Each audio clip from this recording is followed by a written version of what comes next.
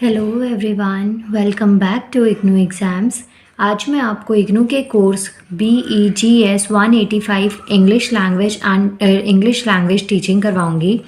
इस बुक में आपके पास में टोटल 3 ब्लॉक्स हैं, जिसका फर्स्ट ब्लॉक मैं अभी आपको करवा रही हूँ। आज हम इसकी यूनिट 1 कंप्लीट करेंगे, द लैंग्वेज लर्नर। आप चैनल के प्लेलिस्ट में जाके BEGS 185 के नाम से देख सकते हैं। मैंने प्लेलिस्ट क्रिएट करी हुई है जिसमें आपको इस बुक की सारी वीडियोज़ मिलेंगी। आज हम यूनिट 1 कंप्लीट करेंगे। ऑलरेडी मैं यूनिट 1 स्टार्ट करवा चुकी हूँ, जिसमें मैंने आपको यहाँ तक कंप्लीट करवा दिया था, चेक योर प्रोग्रेस 3 तक। आज हम इसके आगे का पढ़ेंगे गाइस। देखिए, आगे नेक्स्ट जो हेडिंग आती है वो है लर्निंग स्टाइल्स एंड प्रेफरेंसेस। आपके पास में ना जो लर्निंग की स्टाइल्स, बहुत सारे ना स्टाइल होते हैं, अलग अलग तरीका होता है सबका पढ़ने का। एंड प्रेफरेंसेस, तो लर्निंग स्टाइल्स में क्या क्या चीज़ें आती हैं, जैसे कि इसमें क्या लिखा हुआ है, educational psychologist studying the process of learning have found that individual seems to have different style of learning. मतलब कि हर किसी के पास ना अपना लर्निंग का एक अलग तरीका होता है। कोई तो चीज़ों को लिख के लर्न कर सकते हैं, कोई वन गो में चीज़ों को समझ लेते हैं। कुछ ऐसे भी होते हैं जिनको एक बार में चीज़ें समझ में नहीं होती, बार बार उनको रिपीट करते हैं। तो ये हर एक इंडिविजुअल पर डिपेंड करता है, क्योंकि सबका डिफरेंट स्टाइल होता है लर्निंग का, पढ़ने का, लिखने का। हर सबका एक तरीका अलग अलग होता है। These are not link to higher or lower levels of capacity to learn. और ये जो वेज है ना, स्टाइल जो है, ये इस चीज़ पे डिपेंड नहीं करते कि कोई बहुत सुपर इंटेलिजेंट है, कोई कम इंटेलिजेंट है। कुछ लोग ऐसे होते हैं जो ज़्यादा इंटेलिजेंट नहीं होते लेकिन कंसिस्टेंट बहुत होते हैं। रेगुलर बेसिस पे प्रैक्टिस करना, पढ़ते रहना, तो उससे क्या होता है कि वो उनके अंदर ये स्किल्स अपने आप ऑटोमेटिकली डेवलप होने लग जाती हैं। और कुछ होते हैं जो बहुत इंटेलिजेंट होते हैं, उनको ज़्यादा मेहनत नहीं लगती, ज़्यादा एफर्ट्स नहीं देने पड़ते हर एक सब्जेक्ट पे या पॉइंट्स पे, उनको ईजिली चीज़ें कैचअप हो जाती हैं। They are rather equally natural and effective ways of engaging with the new experience and ideas। इसका क्या मतलब है? देखिए, जो कॉग्निटिवली जो होता है ना वर्ड, इसका मतलब होता है कि आपके पास में लर्निंग के डिफरेंट तरीके होते हैं। किसी चीज़ को समझना, कैपेबिलिटी, ये चीज़ इसमें डिपेंड करती है। अब ये जो है ना कि डिफरेंट स्टाइल्स होती हैं लर्निंग की, तो ये एक्सपीरियंस और आइडियाज़ पे आती हैं। जैसे कि मानिए आप बहुत टाइम से कोई चीज़ को पढ़ रहे हैं, आप बुक्स में ही घुसे रहते हैं, तो आप क्या करते हैं, अपनी ना स्किल्स को डेवलप कर लेते हैं। कैसे इजी से इजी वे में किसी चीज़ को लर्न किया जाए, या कैसे किसी चीज़ को समझ के आप अपने दिमाग में स्टोर कर सकते हैं। तो ये चीज़ इसके ऊपर डिपेंड करती है। और कुछ लोगों में ना नेचुरली ये सब चीज़ें होती है। कुछ आपने देखा होगा, मानिए 30 स्टूडेंट्स की एक क्लास है, उसमें कुछ बच्चे बहुत एक्स्ट्रा ऑर्डिनरी होते हैं।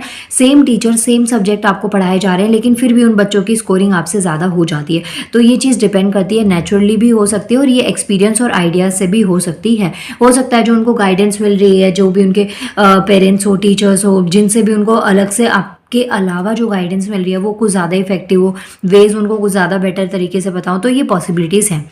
Our students typically learning style in the class is an orientation preference for how information ideas are taken and in proceed. मतलब कि जो भी थॉट्स होते हैं, आइडियाज़ होते हैं, बच्चा उसको कैसे कैच कर रहा है और कैसे उसमें प्रोसीड कर रहा है, प्रोसेस्ड हो रहा है, ये चीज़ें डिपेंड करती है लर्निंग स्टाइल्स में। If there is a match between the teaching style and the student style, learning will be more comfortable and effective. अब एज आई सेड कि जो टीचर्स होते हैं ना, वो एक ही क्लास में सेम बच्चों को, सेम ग्रुप ऑफ स्टूडेंट्स को सेम चीज़ पढ़ाते हैं, लेकिन फिर भी सबका जो तरीका होता है ना, वो काफ़ी हद तक अलग अलग हो जाता है। तो इसकी वजह यही होती है। अगर देखिए, मानिए जो स्टूडेंट का स्टाइल है किसी चीज़ को पढ़ने का है, और जो टीचिंग स्टाइल है, टीचर जो एग्जामिनर आपको समझा रहे हैं, दोनों चीज़ें अगर आपस में मैच हो जाती हैं, तो इससे क्या होता है, ये काफ़ी इफेक्टिव और कंफर्टेबल होता है। अब इसका एग्जाम्पल देखिए क्या है। जैसे मानिए कोई टॉपिक आपकी क्लास में चल रहा है, आपके टीचर ने कोई टॉपिक समझाया और वो टॉपिक आप सबने पहले से ही पढ़ा हुआ है, तो उसमें कुछ चीज़ें आपको आती है और कुछ आपके टीचर्स ने बता दी, तो उससे क्या होता है, टॉपिक बहुत जल्दी ख़त्म हो जाता है। क्लास में कंसेप्ट भी क्लियर हो जाता है और वो टॉपिक, वो कंसेप्ट भी कंप्लीट हो जाता है।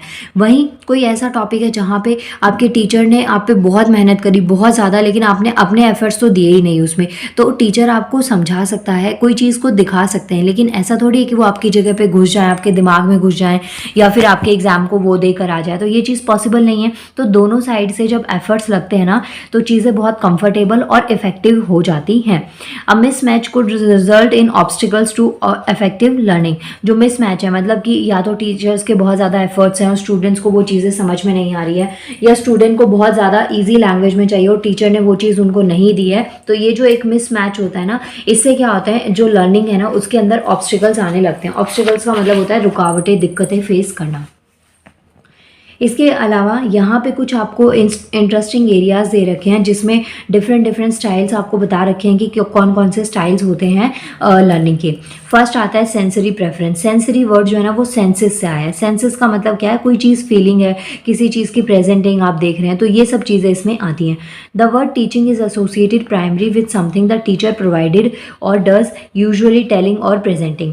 अब आपको जो आपके टीचर्स होते हैं ना, या तो वो कोई चीज़ दिखा देते हैं, मतलब आपको जैसे प्रेजेंटेशन होती है ना आजकल, वो कौन से वाले बोर्ड्स हैं ध्यान में नहीं आ रहे मुझे बिल्कुल भी, मतलब जिसमें प्रोजेक्टर लगा हुआ होता है और उसमें ना क्लासेस चलती हैं, तो आपको इमेजेस 3D स्ट्रक्चर सब चीज़ें आपको दिख जाती हैं। और एक होता है जो बोर्ड पे मतलब चौक से या फिर डस्टर्स उससे मार्कर से आपको पढ़ाया जाए। तो टीचर्स आपको या तो कोई चीज़ बता के या फिर उसको प्रेजेंट करके आपको एक प्रॉपर आइडिया दे देते हैं और ये चीज़ें पढ़ा देते हैं।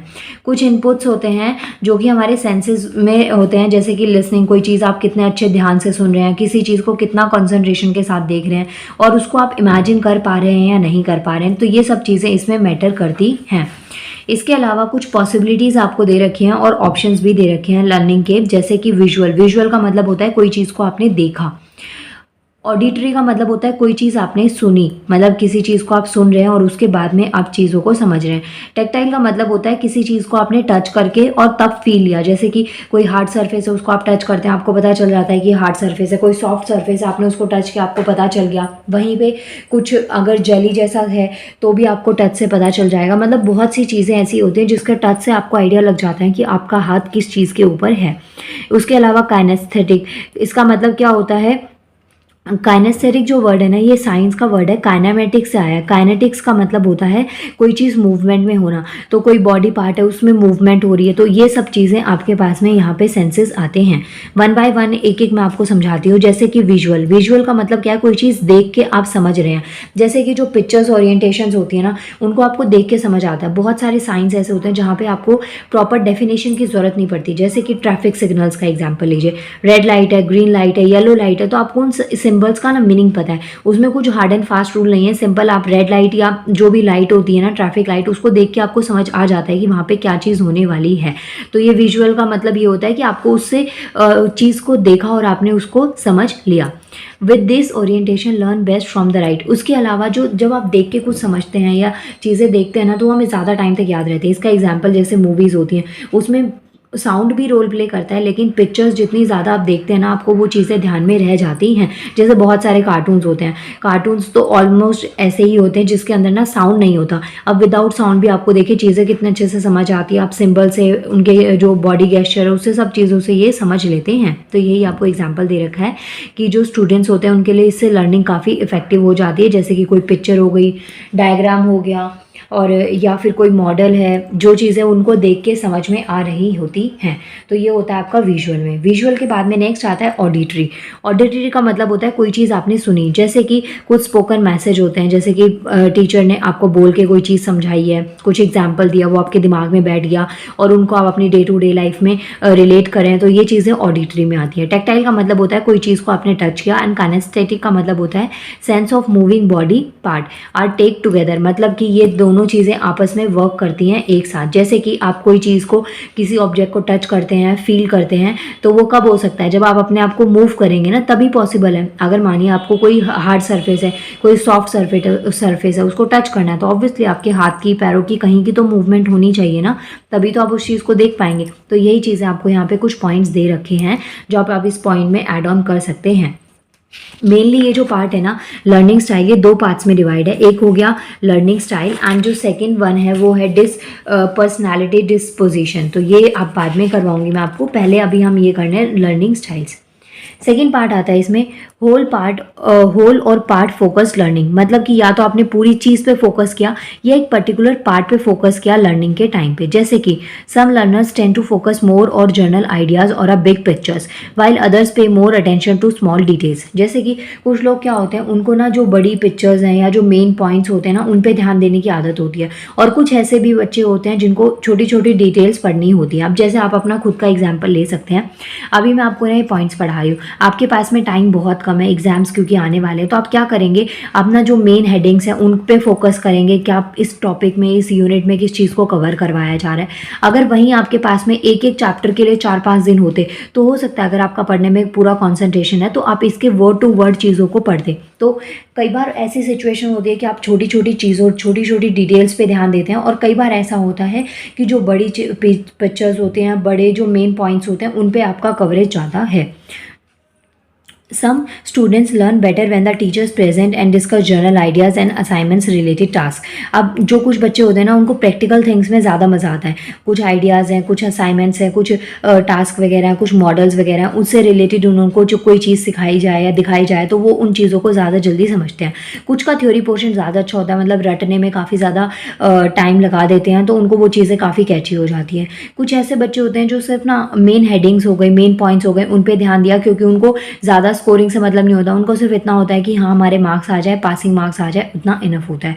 तो वो चीज़ हो गई। कई बार होता है आपको बहुत डेप्थ में पढ़ने की हैबिट होती है, आप ये सोचते हैं कि हाँ फ्यूचर में कभी ये चीज़ मेरे काम आ जाए, तो वो यूज़फुल होनी चाहिए। तो ये चीज़ें आपके इस पूरे पैराग्राफ में आपको बता रखी हैं।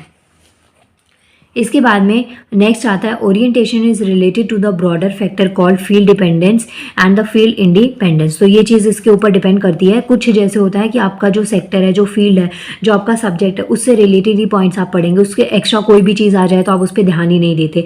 और कुछ ऐसा होता है कि आपको क्या पता कब किस चीज़ की ज़रूरत पड़ जाए, तो आपने हर एक सेक्टर में वर्क किया। जैसे कि जब आप कोई कॉम्पिटिटिव एग्जाम की प्रिपरेशन करते हैं ना, तो वो फील्ड इंडिपेंडेंस हो गया, मतलब कि उसमें ना आपके पास रीजनिंग भी आ जाती है, इंग्लिश भी आ जाती है, साइंस भी आती है, मैथ्स भी आती है, सारे सब्जेक्ट्स पे आपको वर्क करना पड़ता है। वहीं आप कोई पर्टिकुलर सेक्टर में जाते हैं, जैसे सपोज आप बैंकिंग में गए, प्राइवेट सेक्टर की बात करी, प्राइवेट बैंक आपने ज्वाइन कर लिया, या फिर कोई योगा वगैरह आप करते हैं, या कोई आप कुकिंग करते हैं, तो उसमें क्या है, आप जिस फील्ड में घुसे ना, जिस प्राइवेट फील्ड में घुसे, आपको उसी से रिलेटेड चीज़ें मिलने लग जाती हैं।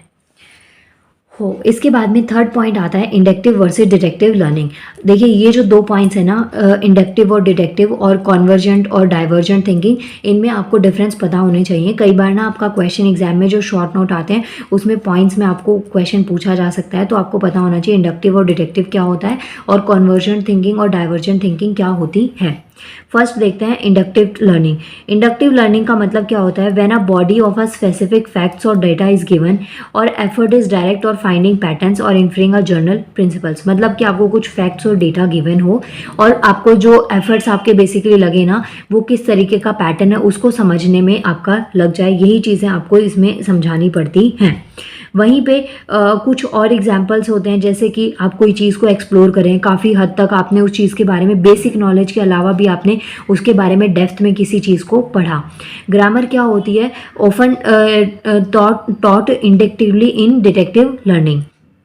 अब जैसे इसमें एग्जाम्पल आपको दे रखा है जो ग्रामर है, इसके अलावा जो डिटेक्टिव लर्निंग होती है, इसमें क्या होता है, कुछ प्रिंसिपल्स होते हैं, कुछ रूल्स आपको गिवन होते हैं, लेकिन उसकी जो इम्प्लीकेशंस और एप्लीकेशंस होती हैं उसके ऊपर आपको वर्क करना पड़ता है। दोनों को मैं आपको एक एग्जाम्पल से समझाती हूँ। पहले डिटेक्टिव लर्निंग का एक एग्जाम्पल देती हूँ। जैसे कि एग्जाम्पल लीजिए, आप टेंस है या न्यूमेरिकल्स हैं। टेंस का क्या होता है, टेंस ना देखने में बहुत ईजी लगते हैं, उनके कुछ रूल्स होते हैं, तो अगर आप रूल्स लिखेंगे ना तो मुश्किल से आपका एक पेज भरेगा और आपके टेंस खत्म हो जाएंगे। लेकिन जब आप प्रैक्टिस करते हैं ना, तो आपसे सेंटेंस ठीक से नहीं बन पाते। तो ये चीज़ किस में आती है, इंडक्टिव में, डिटेक्टिव में। डिटेक्टिव में क्या होता है कि आपके पास में कुछ रूल्स दे दिए हैं, बट ज़रूरी नहीं है कि उन्हीं रूल्स के बेस पे आपके डायरेक्ट सेंटेंस बनते हैं या नहीं बनते, मतलब कि आपको उसकी और एप्लीकेशंस के ऊपर वर्क करना पड़ता है। डिटेक्टिव लर्निंग जो है ना, वो बिल्कुल आपके एग्जाम की तरह है। जैसे कि मानिए आप एग्जाम में ना पढ़ के जाते हैं, ये भी पढ़ लिया वो भी पढ़ लिया कि हाँ ये तो आ ही सकता है, ये भी आ सकता है, लेकिन एग्जाम में जो क्वेश्चन आएंगे ना वो बहुत कॉम्प्लिकेटेड वे में आ जाते हैं। तो वो चीज़ क्या हो गई, डिटेक्टिव लर्निंग। मतलब कि आपने सीधा सीधा कंसेप्ट को तो पढ़ा लेकिन उसमें डेप्थ में नहीं घुसे, तो वो चीज़ होती है डिटेक्टिव लर्निंग। और इंडक्टिव लर्निंग होता है जिसमें आपको फैक्ट्स वगैरह दे दिए जाएं और आप चीज़ें समझ गए। तो टेंस को भी 2 पार्ट्स में आप डिवाइड कर सकते हैं। कई बार टेंस ऐसे होते हैं जो बेसिक होते हैं, जैसे SEIS लगाया तो आपको पता है वो प्लूरल नहीं हो सकता, सिंगुलर हो गए, प्लूरल हो गए, आप आइडेंटिफाई कर सकते हैं। तो ये किस में आता है, इंडक्टिव लर्निंग में। वहीं पे जब टेंस को आपको एक्टिव वॉइस पैसिव वॉइस दे दिया जाए, या फिर टेंस जो होती हैं उसकी बाकी की फॉर्म्स दे दी जाए, फ्यूचर टेंस की बात की जाए, पास्ट टेंस की बात करी जाए, प्रेजेंट परफेक्ट की बात करी जाए, तो ये जो टेंस होती हैं काफ़ी कॉम्प्लिकेटेड हो जाती हैं। तो ये क्या होता है, डिटेक्टिव लर्निंग। डिटेक्टिव लर्निंग में बेसिकली वही चीज़ें आ गई जिसके अंदर आपके पास में वर्ड्स होते हैं, रूल्स होते हैं, लेकिन उनको अप्लाई आपको बहुत एप्लीकेशंस उसकी पहले सीखनी पड़ती है, प्लस कुछ एक्सेप्शन केसेस भी आ जाते हैं। found that some students are more comfortable and learn better with the first of these approaches. They seems to enjoy finding things out of for themselves, learning by discovery. Other students are more comfortable when principles and rule are stated. मतलब कि ये दोनों चीज़ें depend करती हैं. कुछ बच्चे ऐसे होते हैं जिनको ना ऐसे फैक्ट्स वगैरह दे दिए जाते हैं और वो पढ़ने में इंटरेस्टेड हो जाते हैं. कुछ बच्चों को प्रिंसिपल, लॉज वगैरह, रूल्स वगैरह के साथ में पढ़ना ज़्यादा अच्छा लगता है. तो ये आपके पास में inductive versus deductive learning complete हो गया है. इसके बाद में गाइस नेक्स्ट करेंगे conversion thinking versus divergent thinking. Conversion thinking versus divergent thinking. The dimension is related to the distinction sometimes made between the intelligence and creativity. अब देखिए, जो इंटेलिजेंस होती है और क्रिएटिविटी होती है, इन दोनों में ना काफ़ी ज़्यादा डिफरेंसेस होते हैं. Psychologists who have studied the way people deal with the problem that require thinking and analysis have found two broad approaches. The more common one is to analyze a problem logically using relevant knowledge from the mathematics or biology or economics and then proceed systematically, step by step towards a solution. This is a gradual progress of narrow down or converging to the solution. पहले आपको मैं conversion thinking बताती हूँ. होता क्या है, मानिए आपके पास में कोई प्रॉब्लम है, उसके पीछे आप कोई लॉजिकल रीजन निकालते हैं, कोई वैलिड रीजन आप निकालते हैं और उस प्रॉब्लम को एनालाइज करते हैं. उसके बाद में उस प्रॉब्लम को पार्ट्स में ब्रेक करके और सॉल्व करने का ट्राई करते हैं. अब वो जो लैंग्वेज है, उसका जो लॉजिक है वो रेलेवेंट होना चाहिए. अब वो मैथमेटिक के पर्पज से देख रहे हैं, बायो देख रहे हैं, इकोनॉमिक के पर्पज से देख रहे हैं, मतलब कि आपका जो क्वेश्चन है ना वो बहुत रेलेवेंट होगा और उसमें आपने चीज़ों को एनालाइज करके सिस्टम से, मतलब स्टेप बाय स्टेप आपने उसको सॉल्व करना स्टार्ट किया. तो वो क्या होता है आपका कन्वर्जन थिंकिंग. इसका एग्जांपल ले लेते हैं. जैसे कि मानिए कोई पैराग्राफ है, आपको दे रखा है, काफ़ी कॉम्प्लिकेटेड है, उसको कई पार्ट्स में डिवाइड किया हुआ है, बट आपको पता है एग्जाम पॉइंट ऑफ व्यू से वो इंपॉर्टेंट है. तो आप उसके लिए ना ट्रिक्स निकालते हैं. ट्रिक्स का मतलब क्या, आपने उस पैराग्राफ को छोटे छोटे पार्ट्स में ब्रेक किया और उसके बाद में पढ़ना स्टार्ट कर दिया. इससे क्या होता है, प्रॉब्लम स्टेप बाय स्टेप आपकी सॉल्व हो जाती है. वहीं अगर मैथ्स की बात करें या फिजिक्स की बात करें तो उसमें डेरिवेशंस होती हैं जिसको आपको स्टेप बाय स्टेप सॉल्व करना पड़ता है. मैथ्स में भी सेम चीज़ होती है. फॉर्मूलेस भले ही आपने अप्लाई कर दिए, लेकिन एक स्टेप स्किप किया तो आपका बाकी का क्वेश्चन ऑटोमेटिकली क्या हो जाता है, गलत हो जाता है. तो जहाँ पे ऐसे स्टेप बाय स्टेप आप जब सोल्यूशन निकालते हैं ना, तो वो होता है आपका कन्वर्जन थिंकिंग में. डाइवर्जेंट थिंकिंग में क्या होता है, some peoples do not go directly to the problem as given. They will look at it different angles and sometimes even try to change or reformulate it. अब कुछ लोग क्या होते हैं, जैसे देखिए दो टाइप की कैटेगरीज होती है. एक टाइप है जिसमें प्रॉब्लम देखी और उसका सोल्यूशन फट से निकालना स्टार्ट कर दिया, तो वो होता है कन्वर्जन थिंकिंग में. कुछ ऐसे लोग होते हैं जिनको ये होता है कि आपके पास में कोई प्रॉब्लम है ना, तो या तो उसका सोल्यूशन कहीं और से आपको मिल जाए, मतलब कोई और उसका सोल्यूशन निकाल दे, क्या पता आपको निकालने की ज़रूरत ही ना पड़े, या फिर आप उस प्रॉब्लम को या जो सिचुएशन है उसको आप कोई अलग तरीके से देखना स्टार्ट कर दें. तो ये चीज़ होती है डाइवर्जेंट थिंकिंग में. जैसे एग्जांपल मैं आपको बताती हूँ. आपने मानिए आपको पता है कि इग्नू का जो सिलेबस है ना वो बहुत ज़्यादा सिलेबस है, तो आपके पास में ऑप्शन बचता है कि आप लास्ट 10 ईयर के पेपर्स को प्रैक्टिस करें. अब ये जो कन्वर्जेंट है ना, वो बच्चे क्या करेंगे कि उन्होंने ना गोली बाबा या फिर नीरज पब्लिकेशन की जो ऐसे प्रीवियस ईयर की पेपर्स आती है ना, बेस्ट बुक जो आती है बेस्ट पब्लिकेशंस की, वो बुक परचेज करी, सीधा सीधा आंसर्स को रटना स्टार्ट कर दिया. तो वो किस में आ जाती हैं, आपके पास में कन्वर्जन थिंकिंग में. कि आपको पता है आपके पास सोल्यूशन क्या है, आपने उसको देखा, लर्न किया, आंसर्स बड़े हैं तो उसको पार्ट्स में ब्रेक किया और आपने लर्न कर लिया. सेकेंड थिंकिंग आती है कि आपको पता है कि सबको सेम मार्क्स, उसमें से सब लोग सेम सेम ही लिखेंगे तो मार्क्स मिलने की बहुत कम पॉसिबिलिटीज़ हैं. तो आपने क्या थोड़े से एफर्ट्स डाले, गूगल पे पहले क्वेश्चन पेपर को सर्च किया, निकाला, उसके बाद में अपने आंसर्स को कुछ बुक से कुछ गूगल की हेल्प से मिला के आपने एक अच्छा सा मटेरियल कलेक्ट कर दिया. तो आपने अपनी प्रॉब्लम को दूसरी साइड से देखा. देखिए प्रॉब्लम दोनों को पास सेम थी कि एग्जाम है, टाइम कम है, सिलेबस कंप्लीट करना है, तो दोनों ने अपने अपने तरीके से इस चीज़ को सॉल्व किया. तो यही चीज़ आपको दे रखी है कन्वर्जेंट और डाइवर्जेंट में.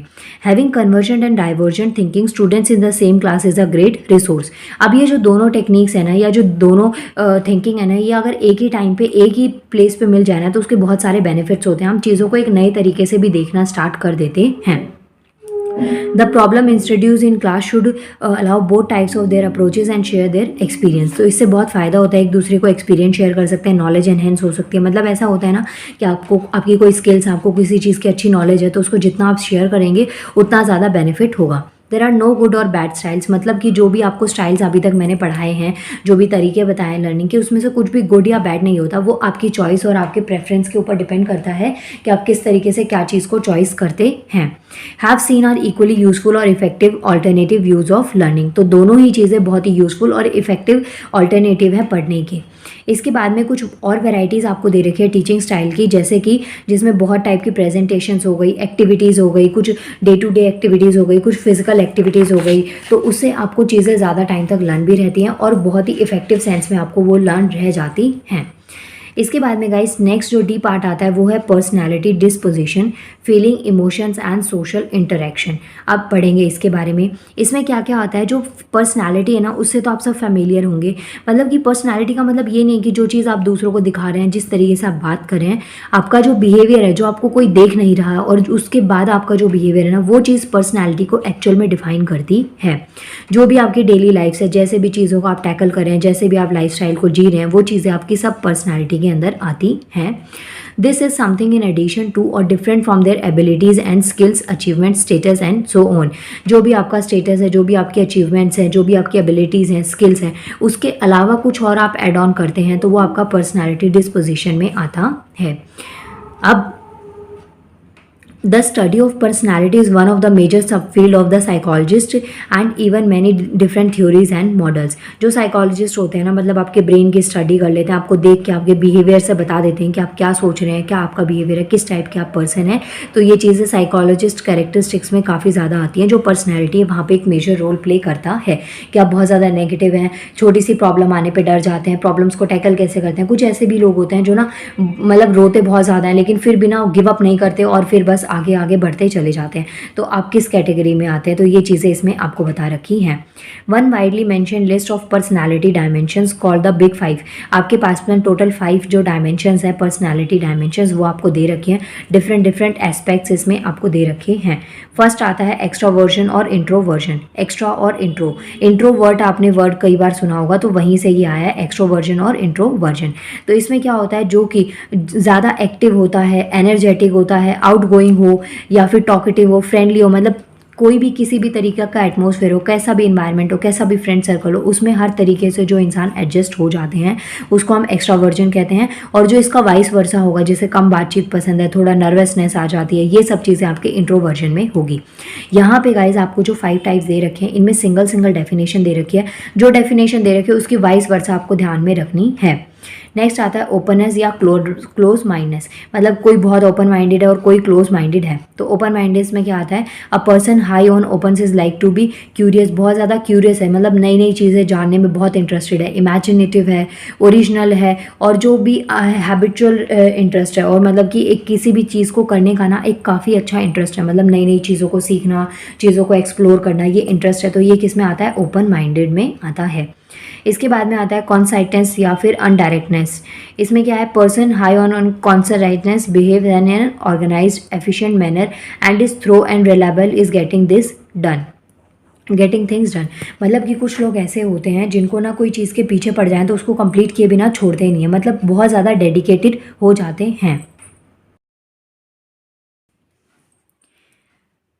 अब यहाँ पे बाकी और आपको जैसे पॉइंट्स दे रखे हैं कि कोई किसी का ऑर्गेनाइज्ड बिहेवियर है, एफिशिएंट मैनर है, मतलब कि चीज़ों को काफ़ी अच्छे तरीके से समझते हैं, हर चीज़ को टाइम टू टाइम एक पंक्चुअलिटी के साथ में करने वाला, या फिर जिसका नेचर काफ़ी अच्छा हो, काइंड हो, ट्रस्टेड हो और अप्रिशिएटिव हो, मतलब कि किसी का कोई काम पसंद आए, किसी ने कोई एफर्ट्स करें तो वो उसको दिखें और उस चीज़ की तारीफ़ करी जाए। तो इस टाइप से यहाँ पर आपको कैटेगरीज में डिवाइड करके दे रखे हैं। इसके बाद में गाइस लास्ट टॉपिक यहाँ पे आता है, let us consider personality related differences among childrens. अच्छा, एक चीज़ और मुझे एकदम से याद आई है कि जो पहले वाली जो इसकी चेक योर प्रोग्रेस है ना, ये मैंने करवाई ही नहीं, और मेरे को लग रहा था कि मैंने इसकी वीडियो रिकॉर्ड करी होगी। चेक योर प्रोग्रेस 3 मैंने करवाई नहीं, ये मेरे से गलती से रह गया बीच का। नेक्स्ट पार्ट में ना मैं इसको इंक्लूड कर दूंगी, अभी आप पहले इसको कंप्लीट कर लीजिए। यहाँ पे कुछ आपको पर्सनैलिटी रिलेटेड डिफरेंसेस दे रखे हैं अमंग द चिल्ड्रंस, और यहाँ पे एग्जाम्पल है, जैसे कि फर्स्ट है extroverted child who is active and talkative and likes to be interacting with others. मतलब कि कोई एक्स्ट्रोवर्टेड है, मतलब कि जैसे बहुत ज़्यादा लोगों से बातचीत करना पसंद है, एक्टिव है, किसी भी टाइप का एटमॉस्फेयर हो, किसी भी टाइप का फ्रेंड सर्कल हो, उसमें ईजिली एडजस्टेबल हो जाते हैं। तो ये हो गया एक्स्ट्रोवर्ट। उसके अलावा इंट्रोवर्ट में क्या होता है, ज़्यादा किसी से बातचीत ना करना, और कोई जो ग्रुप्स वगैरह हैं उसमें एक्टिविटी किसी में पार्टिसिपेट ना करना। इसके अलावा कोई बच्चा हु इज़ एंजाइटी होती है या फिर ईजिली डिस्करेज हो जाता है, मतलब जल्दी ही डीमोटिवेट हो जाना, इस टाइप से। एक आता है child who seems inattentive and careless about work and does not complete assignments. मतलब कि कोई काम है उसको करना है, लेकिन उस बच्चे में इतना आलस है, कुछ ज़्यादा अटेंटिवनेस नहीं है कि हाँ वो उस चीज़ को करे ही करे। ठीक है, काम है, हुआ तो ठीक, नहीं हुआ तो ठीक, उस चीज़ को ऐसे ही पड़े रहने देना। तो इस टाइप से ये। इसके अलावा a child who seems keenly interested in new ideas and activities and enjoy engaging with them, मतलब कि नई नई आइडियाज़ और एक्टिविटीज़ करना और उसके बीच उस काम को इंजॉय करना, प्लस उसमें बिजी रहना। तो यहाँ पे कुछ आपको कैरेक्टरिस्टिक्स दे रखी हैं और बाद में एक ही बात बोली गई है कि कुछ भी अपने आप में गुड और बैड नहीं होता है। ये चीज़ आपकी सोच पे और आप किस काम को किस तरीके से करें उस चीज़ के ऊपर डिपेंड करता है। इसके अलावा कुछ और फर्दर डायमेंशंस आपको दे रखी है पर्सनालिटी की, जैसे कि another aspect of personality which is fairly easy to see is self esteem. This is related to the confidence and capacity to accept challenge, मतलब कि कुछ लोग होते हैं ना, उनमें बहुत कैपेसिटी होती है चैलेंजेस को एक्सेप्ट करना, रिस्क लेना, ये सब चीज़ें उनको बहुत ज़्यादा पसंद होती है, किसी टाइप का डर नहीं होता। तो ये सब चीज़ें एक पर्सन की कैरेक्टरिस्टिक के ऊपर डिपेंड करती है। जो पर्सन जो होते हैं, जो हाई सेल्फ स्टीम होती है, मतलब खुद पे बहुत कॉन्फिडेंस होना और चीज़ों में मतलब कि इंसल्ट होने का डर नहीं होना, या फिर जो भी लाइफ में कुछ करना है तो विदाउट फियर और विदाउट रिस्क भी वो करने की सोच सकते हैं। तो ये चीज़ें इसमें आती हैं, मतलब उनको किसी टाइप की क्रिटिसिज्म का मतलब होता है कोई भी जो आलोचनाएं होती हैं ना, उनसे किसी टाइप का कोई डर वर नहीं लगना। इसके बाद में गाइज़ यहाँ पे चेक योर प्रोग्रेस 4 दे रखी है। अच्छा, एक बहुत ही स्वीट से बच्चे ने मुझे इस चीज़ का कमेंट करा कि मैम आप हमें चेक योर प्रोग्रेस मत करवाइए, आप इंट्रो दे दीजिए और हम लोग चेक योर प्रोग्रेस खुद से कर लेंगे। सीरियसली सो स्वीट, मतलब इतना आप लोग मेरे लिए सोच रहे हैं ना, मुझे बहुत बहुत अच्छा लगा वो कॉमेंट पढ़ के। बट माई डियर व्यूअर्स, मैं ऐसा नहीं कर सकती। उसकी वजह ये है कि जो चेक योर प्रोग्रेस है ना, वो आपको क्वेश्चंस का एक बार पैटर्न बताते हैं, और कई बार ऐसा भी होता है कि आपको ना आइडिया नहीं लग पाता कि उन क्वेश्चंस को आप कैसे अटेम्प्ट करेंगे, कहाँ से उस आंसर को देखना है, किस तरीके से, क्योंकि सबकी ना सेम कैपेसिटी नहीं होती। हमको सबको ध्यान में रखते हुए चीज़ों को कंप्लीट करना है। अब जब मैं आपको करवा ही रही हूँ ये चीज़, तो मैंने सोचा कि चलो 5-10 मिनट्स और एक्स्ट्रा सही तो ये चीज़ भी कंप्लीट हो जाए। इसलिए मैं सिर्फ और किसी एक पर्टिकुलर चीज़ को पकड़ के दूसरे को मैं नहीं छोड़ सकती हूँ, क्योंकि वजह ये है कि यहाँ पे देखिए आपके पास में काफ़ी ज़्यादा चीज़ें हो जाएंगी। अगर मैंने सिर्फ इंट्रो दिया और चेक योर प्रोग्रेस छोड़ दिया तो हो सकता है कि कुछ स्टूडेंट्स को ना काफ़ी ज़्यादा बर्डन लगे, ये चीज़ उनके लिए पॉसिबल ना हो आंसर्स को देख पाना, तो ये इसलिए मैं ऐसा नहीं कर सकती हूँ। लेकिन अगर हाँ आपको अगर जैसे कि चेक योर प्रोग्रेस या फिर जो पार्ट्स मैंने इंट्रो वगैरह दिया वो अगर आपको वो स्किप करना है, वो खुद से करना चाहते हैं, तो आप वीडियो को आगे स्पीड में बढ़ा के भी देख सकते हैं। चेक योर प्रोग्रेस का फर्स्ट क्वेश्चन कहता है कि आपको ना जो कुछ कॉग्निटिव स्टाइल्स होते हैं, मतलब कि आप किस तरीके से इंटेलेक्चुअल एक्टिविटीज़ में या काम वगैरह में अपने आप को रिलेट करते हैं, बिजी रहते हैं, तो ये जो स्टाइल आपको यहाँ पे इसमें बुक में दे रखे हैं, आपको अपने एक्सपीरियंस के अकॉर्डिंग यहाँ पे लिखने हैं। अब यहाँ पे देखिए इस क्वेश्चन को आप अपने अकॉर्डिंग भी दे सकते हैं आंसर, लेकिन यहाँ पे आप जो है ना इसमें बुक में दे रखे हैं उससे भी आप इसको अटेम्प्ट कर सकते हैं। कॉग्निटिव स्टाइल में क्या क्या चीज़ें आती है, जैसे सोचने का तरीका, रीजनिंग, मतलब कोई भी आप रीज़न किसी काम को करने के पीछे किस तरीके से ढूंढते हैं और चीज़ों को कितना याद रख पाते हैं, तो ये चीज़ें आप इसमें कर सकते हैं। इसका आंसर वैसे आपको पेज नंबर 20-21 पे, जो कि बैक एक्सरसाइज में हिंट में दे रखा है, वहाँ पे मैं एक बार समझाऊंगी, लेकिन उससे पहले पेज नंबर 11 पे एक बार मैं आपको दिखा देती हूँ जो मैंने आपको समझाया अभी। ये देखिए ये सब मैंने ना अभी आपको कंप्लीट करवाया, यहाँ से ये स्टार्ट है टॉपिक, तो आप ये चीज़ कर सकते हैं। और ये सारे पॉइंट्स हैं, आप इसमें से आंसर्स को यहाँ से आप पिक कर सकते हैं। ये जैसे आपको दे रखा है ना, ये टॉपिक्स यहाँ से दे रखे हैं, इन सब टॉपिक्स को आप यहाँ से देख सकते हैं। एक बार पेज नंबर ना 20-21 पे और दिखा देती हूँ। यहाँ पे देखिए ये रहा चेक योर प्रोग्रेस 4। तो यहाँ पे कुछ कैरेक्टरिस्टिक्स आपको दे रखे हैं, जैसे कि होल पार्ट और part focus learning, field dependence और इंडिपेंडेंस हो सकता है, इंडक्टिव और डिडक्टिव लर्निंग हो सकता है जो मैंने आपको बताया, कन्वर्जेंट थिंकिंग और डाइवर्जेंट थिंकिंग यहाँ पे आ सकती है। तो ये पॉइंट्स को आप यहाँ पे आंसर्स में मर्ज करके लिख सकते हैं।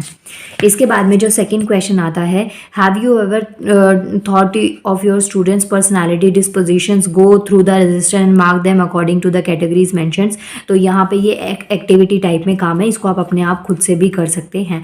ये पेज नंबर वैसे मैंने गलती से लिख दिया, इस पे इसका आंसर नहीं मिलेगा, उसमें लिखा हुआ है चेक इट बाय योरसेल्फ या डू इट बाय योरसेल्फ। तो ये आपको अपने खुद के थॉट से करना है। सो गाइज वीडियो काफ़ी लेंदी हो गई है, अभी मैंने आपको ये चेक योर प्रोग्रेस 4 कंप्लीट करवा दी है। अब इस वीडियो का जो मतलब इस यूनिट का जो लास्ट पार्ट होगा उसमें जो पहले वाला टॉपिक चेक योर प्रोग्रेस 3 जो मैंने छोड़ दिया था ना, ये वाला बीच में ना ये स्किप हो गया, मतलब मैं करवाना भूल गई, तो ये और जो बाकी का यूनिट आपकी बची गई है उसको मैं कंप्लीट करवा दूंगी। नेक्स्ट वीडियो में यूनिट कंप्लीट हो जाएगी। नाउ मिलते हैं नेक्स्ट वीडियो में। Thank you so much.